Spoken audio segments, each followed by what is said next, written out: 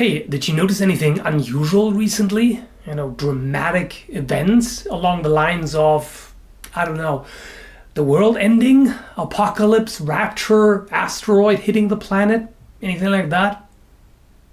No? Me neither. So, let me rant a bit about that. And by the way, if you happen to like this sweatshirt, I'll talk about that at the end of the video. Okay, so I'm wondering, how many failed prophecies does it take for the whole notion of prophecy to finally be debunked?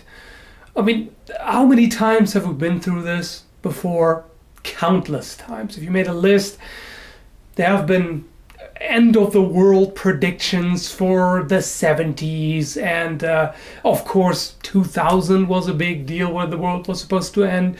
2012, very obviously. There were several other dates where the rapture was supposed to be happening, or Jesus was supposed to come back, and all of that, and nothing, of course.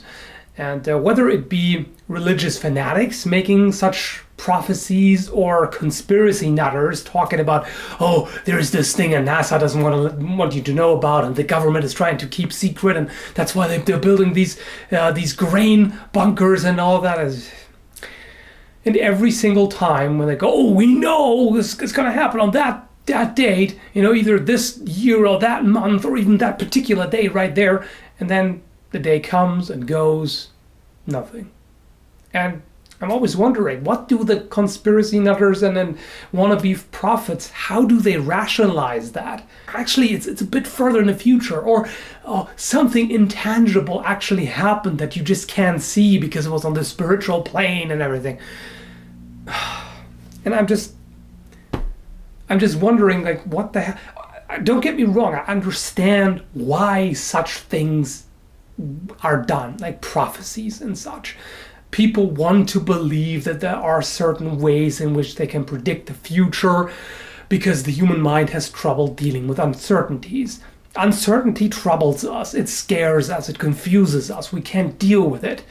So we try to come up with ways in which we can control the outcome, or at least predict it and then prepare accordingly or whatever. So that's when we come up with ways of, supposedly seeing into the future and predicting this and that. And then there's also the whole other dimension of it's a way for you to make yourself seem special. Because, you're a prophet now.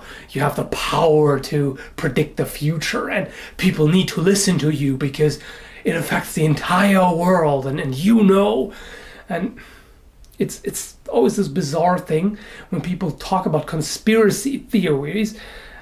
The convenient thing about conspiracy theories is they can't be disproven, or in some ways they can't, because then people can always just turn around and be like, oh, well, of course there is not, no general available evidence because the government doesn't want, or they, whatever they are, the, reptilian overlords or whatever the heck it happens to be this year, they don't want you to hear about that. They are controlling the information. So why is it that they do such a piss poor job of keeping the information secret that a random couch potato can on the internet can just be like, oh, I've uncovered the mystery, this is it right here? How did it slip past them?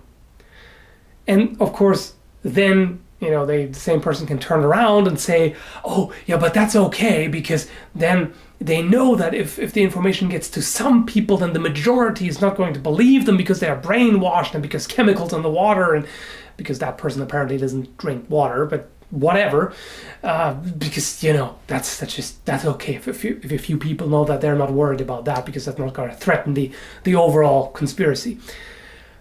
Okay, so why are they bothering to keep it secret in the first place if nobody is going to believe it, because they have established mind control over the entire human population anyway, or they have done whatever? It doesn't add up in some ways, and in other ways it's convincing because it just kind of makes internal sense. Because as soon as somebody argues against it and tries to debunk the conspiracy and prove it to be a myth, then people can just go, government-controlled drone. Oh, that's an alien. Oh, that's gray, or whatever it happens to be. Oh, that's Satan. He's just taking human form and trying to persuade you. I don't get it. In some ways, I get it, but in others, it's completely ridiculous. But to be fair, if you are in a certain subculture, I suppose, if you have a certain mindset, like if you are super skeptical of like the government or the media, there's a reason to be, but whatever, to begin with, then you may be more receptive towards that. If you already have a certain mindset, then from that point of view, it makes sense. Because then somebody comes up and talks about, oh yeah, I'm an ex-government scientist or whatever. I've been working in Area 51, and they just gulp it up without checking the sources. Like, oh, it's this one random guy. He claims to have been part of the super secret government project or part of a secret group of scientists that have been doing this and that, whatever, and they just gobble it up. Especially on the internet. I mean, the internet is so full of information. It's such an overload of information that you really need to fact check. You really need to figure out where does the source come from, because very often it's distorted. Quite often it's just a complete hoax. People have just made it up for whatever reason. Quite often for financial gain, because they want something from you. They want you to, like Alex Jones, for example, he profits off this shit, and they want you to gulp it up because they earn money from it. But of course, the whole rhetoric is, oh, those people profit from this. Yeah, it's those. No, not me. I have nothing to gain from this. Yeah, right. How do we deal with stuff like that? Because obviously you can debunk of prophecies and conspiracies as much as you like. They'll always come up with something else. They'll come up with an excuse. They'll find the next big thing to latch onto. It'll just keep going. I mean, you can make reasonable objections. Like, for example, hey, don't be so vague. If somebody talks about a prophecy that just says, oh, there will be war and like fire will rain from the sky and whatever, and you realize that, oh, well, then somebody can just point to any point in human history. There will always be fighting somewhere. There will always be war on some part of the world, famine on some part of the world, always. Raining fire from the sky. Oh yeah, there was a volcanic eruption there. You can always point to something, like after the fact, just to make it fit that particular prophecy. So you can demand more accurate information and ask, okay, exactly what is going to happen in detail, in what sequence, where, who, and so on. And then it becomes very obvious that it's just pulled out of someone's butt. Those who are really into this stuff won't be convinced, of course. So what's the answer? Education. Yeah, I know, it seems like, oh, that old wonder solution for everything, just educate people and the world will be better. But that's kind of the case.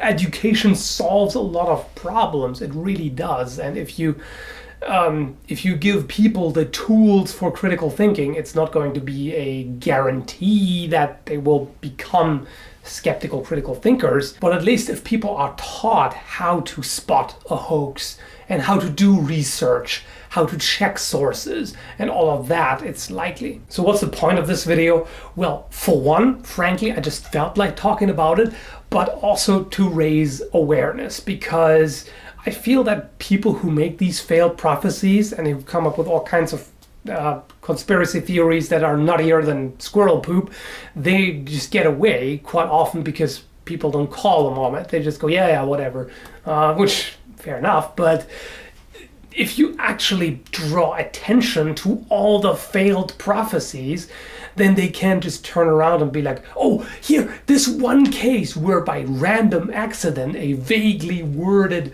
prophecy can be interpreted to match this particular event. And they're like, oh, here, see, it works, prophecy works. Then you can point at all the failed attempts and be like, really? This is still at the level of random guessing, random chance, or even lower in some cases. And you can point at the studies that debunk this stuff.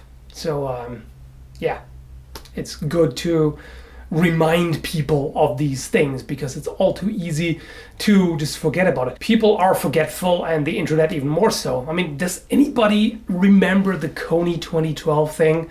That was everywhere for a while. Everybody shared it, and it was just this big thing. Nothing much ever came out of it, and yeah, nobody talks about it anymore, of course, just with everything. So, and just like with the 2012 thing, the failed 2012 doomsday prophecy, it was everywhere for a time, and now, whatever, nobody remembers or gives a crap anymore. So it just falls under the rug after a while. So I just think it might be a good idea to talk about stuff like that every now and then. And yeah, like I said before, I was going to talk about this sweatshirt here. A lot of people, of course, on YouTube sell merchandise, which I never had any interest in whatsoever. I was like, why would anybody buy shirts that are designed by me? Like, who gives a crap? But then my network manager suggested it, and a few people did actually ask, like, oh, where could you get like Scalagrim logo shirts and whatnot, or End Him Rightly shirts? Yeah. I've eventually given in, and there it is. You can now have a freaking End Him Rightly shirt. Pommel jokes are completely overused and just spammed everywhere. But hey, apparently people like that crap. So, okay, you can now End Him Rightly. Okay, Kara is a bit shorter, so let me just come down here. So yeah, that's a size large, which is obviously way too large on Kara, but just so you can see what it looks like. I'll show you a close-up of the print so you can check it out. And yeah, I still find it kind of weird to sell merchandise, but if people want that, then whatever. I'm not gonna complain. And then there's also buttons. They come in a 5-pack, large, and I can also add other products if people like. As you can tell, it's October, and we like Halloween, so yeah, we've got stuff here. Of course, only a small part of our decorations. Yeah, did anybody spot the bat? Anyway, thanks for watching.